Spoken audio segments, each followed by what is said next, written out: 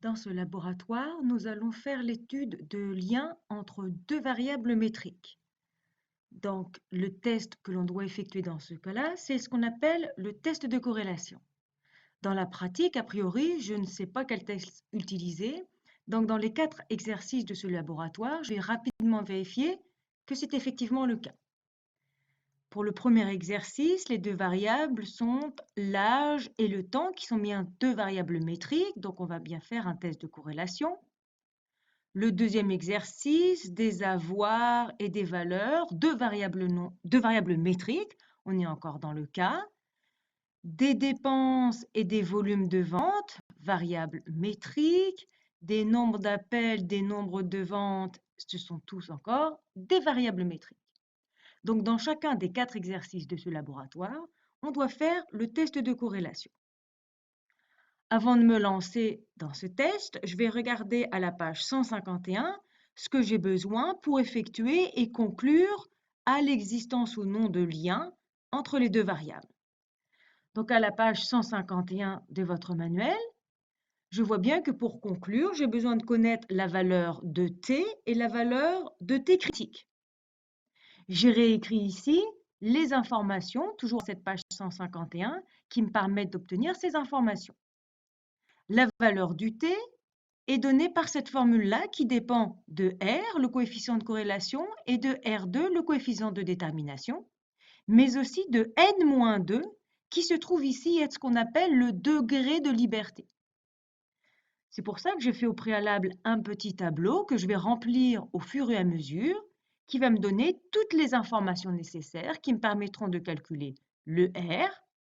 Et le T critique, c'est la loi student inverse bilatérale que l'on va utiliser avec les formules d'Excel, avec comme paramètre, donc en premier paramètre, on aura la probabilité. Nous, on fait toujours ici dans ce laboratoire des tests à 5%, donc 0,05.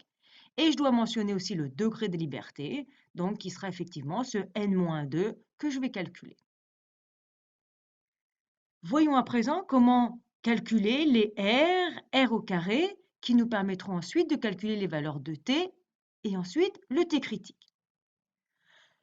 La chose la plus rapide et efficace dans ce cas-ci consiste à faire tracer par Excel le nuage de points correspondant à nos deux variables.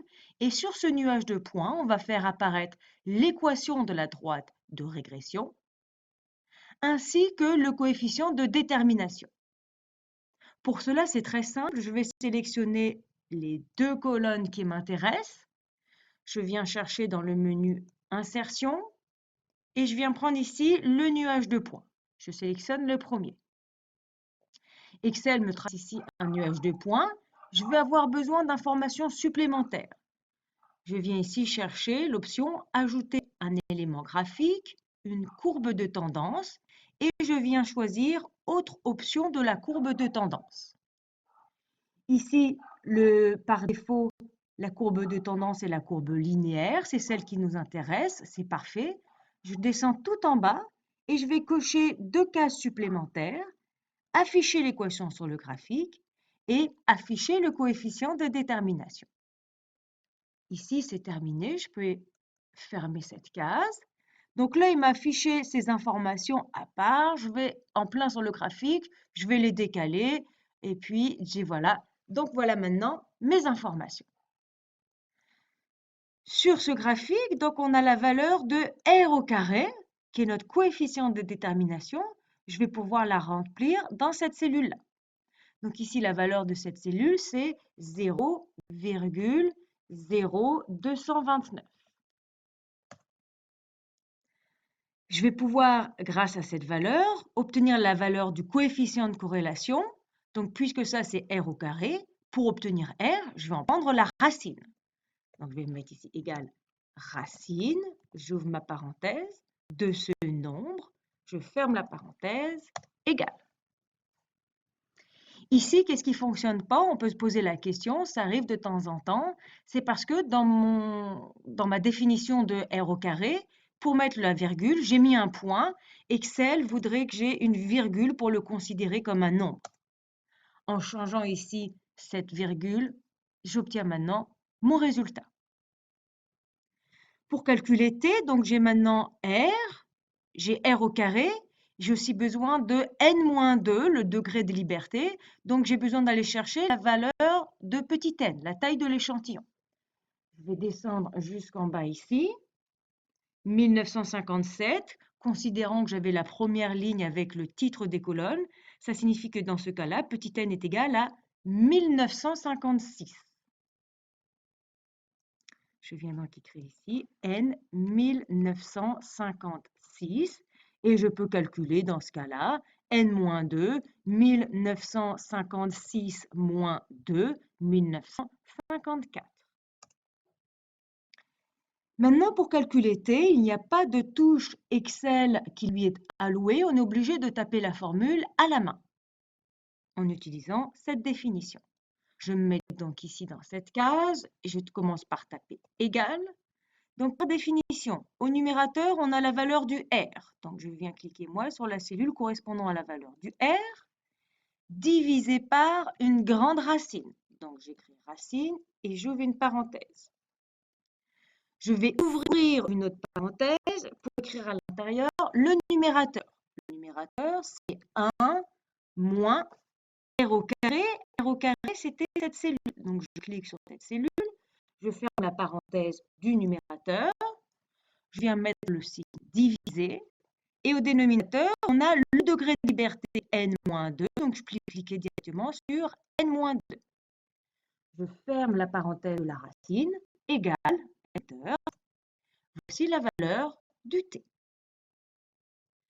Il me reste à présent, pour pouvoir conclure, de connaître la valeur du t critique. Je vais donc venir chercher dans les fonctions Excel la loi student inverse bilatérale. Donc, dans ce cas-là, notre degré de liberté, n-2, ce sera 1954.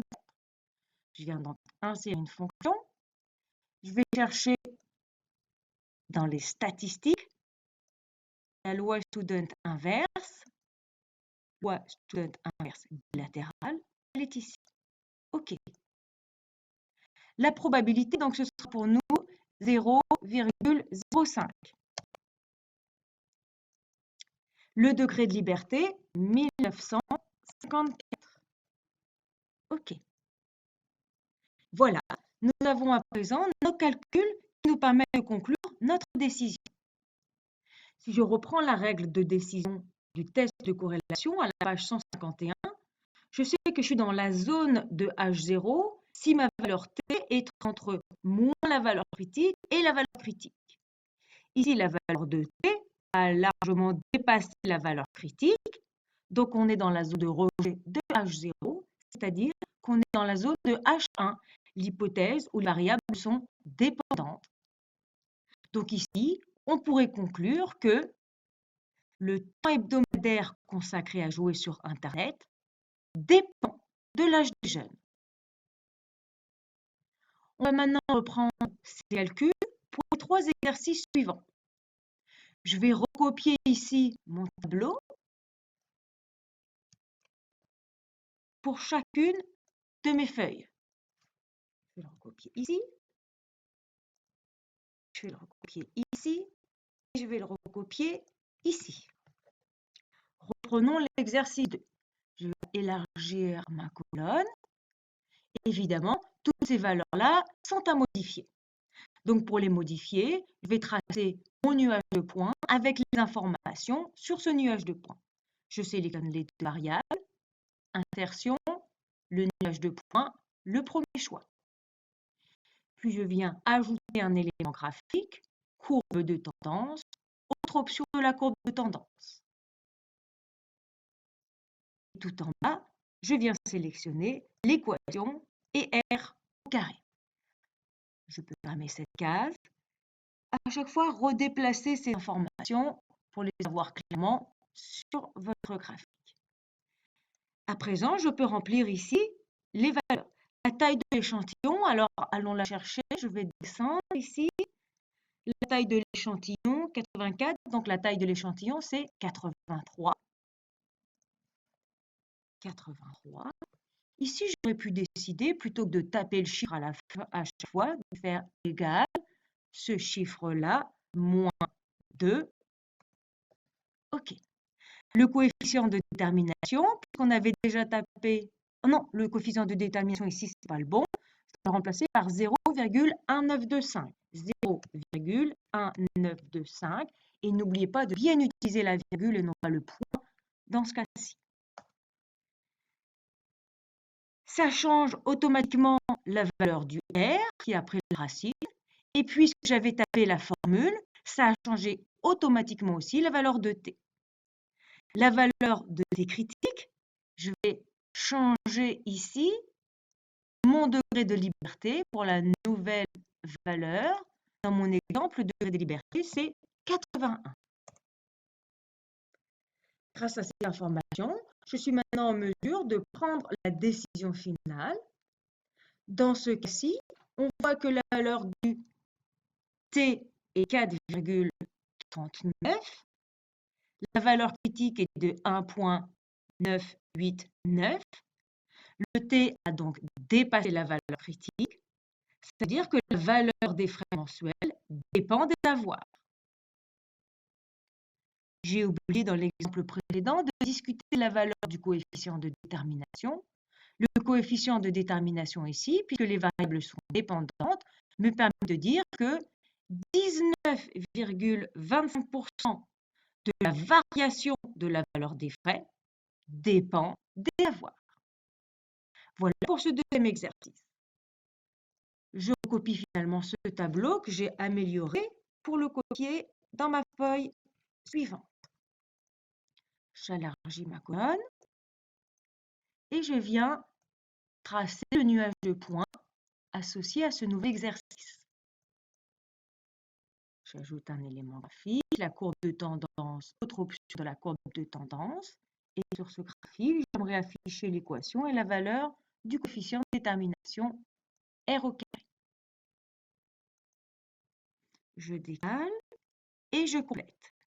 La taille de l'échantillon, ici, le petit n est égal à 8. Ça change automatiquement mon degré de liberté.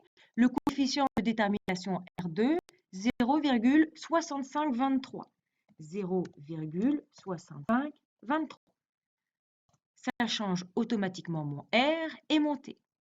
Le T critique, ici, je vais changer pour mon bon degré de liberté, qui vaut 6, égale. Ici, la valeur T, 3,35, a dépassé la valeur critique, 2,44. Donc, je vais pouvoir conclure que le volume des ventes dépend des dépenses investies en publicité. D'ailleurs, 65,23% des variations des ventes sont expliquées par les dépenses en publicité. Il nous reste le dernier exemple. Je vais recopier mon tableau.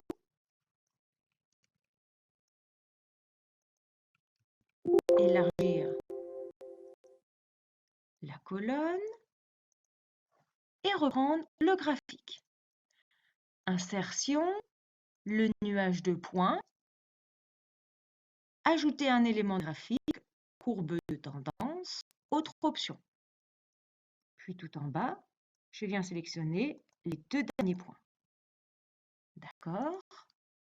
Je déplace les informations pour bien être en mesure de les lire.